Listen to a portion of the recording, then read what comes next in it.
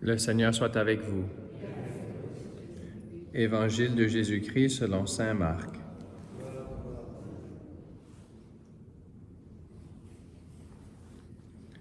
Ce jour-là, le soir venu, Jésus dit à ses disciples, « Passons sur l'autre rive. » Quittant la foule, ils emmenèrent Jésus comme il était, dans la barque, et d'autres barques l'accompagnaient. Survient une violente tempête. Les vagues se jetaient sur la barque, si bien que déjà elle se remplissait. Lui dormait sur le coussin à l'arrière. Les disciples le réveillent et lui disent, « Maître, nous sommes perdus. Cela ne te fait rien? » Réveillé, il menaça le vent et dit à la mer, « Silence, tais-toi. » Le vent tomba et il se fit un grand calme. Jésus leur dit, « Pourquoi êtes-vous si craintifs? N'avez-vous pas encore la foi? » Saisis d'une grande crainte, ils se disaient entre eux, « Qui est-il donc celui-ci, pour que même le vent et la mer lui obéissent? » Acclamons la parole de Dieu.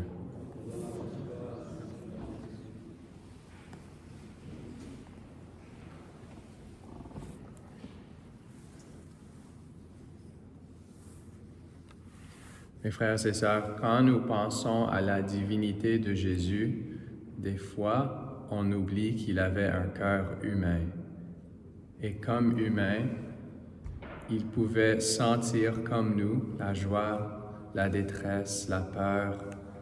Et aussi, il avait un cœur qui pouvait être blessé par les paroles. Alors, je crois qu'aujourd'hui, le Seigneur a été blessé par les paroles de ses disciples. Avec son cœur sensible et très aimant, c'est juste quelques mots. Comme nous, on a souvent, on dit trop de choses des fois. Si on parlerait un peu moins, ça irait mieux pour nous. Mais comme les disciples, je crois qu'ils avaient une prière à Jésus quand il était endormi dans la barque. La première moitié de la prière était très belle. Mais la deuxième moitié, c'est ça qui a blessé le cœur de Jésus.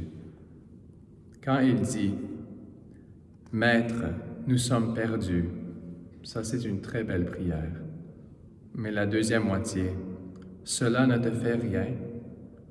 Est-ce que ça ne te dérange pas? Pourquoi tu ne penses pas à nous? Tu n'es pas ici. Tu ne nous aimes plus? » Ça c'est qu'est-ce que la deuxième moitié de la prière dit. La première moitié, Maître, nous sommes perdus. On a besoin de toi. S'ils ont arrêté à ce moment-là, Jésus serait très content, très fier de se lever, arrêter le vent et continuer le chemin. Mais ces dernières paroles, et nous, on dit ça souvent au Seigneur. Le Seigneur permet une tempête dans notre vie. Il est avec nous dans la barque. Des fois, il s'endort. On ne sent pas sa présence. Alors quand on prie, on peut lui dire, « On est perdu, je suis perdu, j'ai besoin de toi. Si tu ne te montres pas, quelque chose va arriver. » C'est une très belle prière. Mais si, avec cette prière, nous avons un doute, « Pourquoi tu me laisses toujours passer à travers cela? Tu ne m'aimes pas, Seigneur? » Ça blesse le cœur de Jésus. Alors, qu'est-ce qu'on fait? Parce que nous avons tous ces doutes. On peut reprendre les paroles du psaume. « Crée en moi un cœur pur, ô mon Dieu. » C'est aussi simple que demander au Seigneur d'enlever ces doutes de nos cœurs. Nous avons seulement à demander. Le Seigneur a dit, celui qui cogne, on va ouvrir la porte.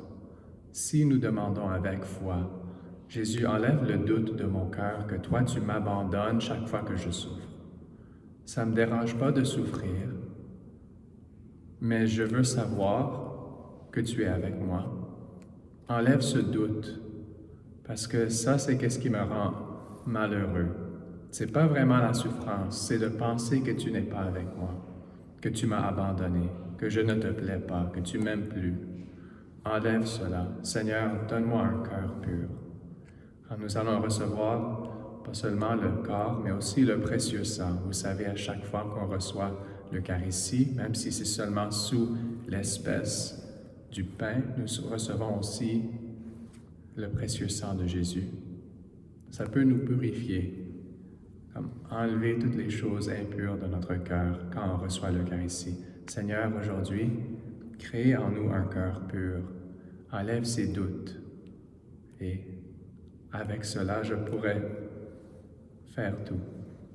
Avec toi, Seigneur, dans ma barque, je n'ai plus peur, je sais que tu m'aimes.